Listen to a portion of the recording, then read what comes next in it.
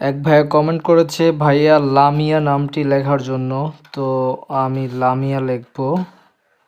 দেখেন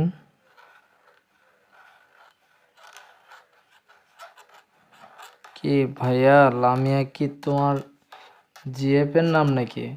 বলো, সমস্যা নাই।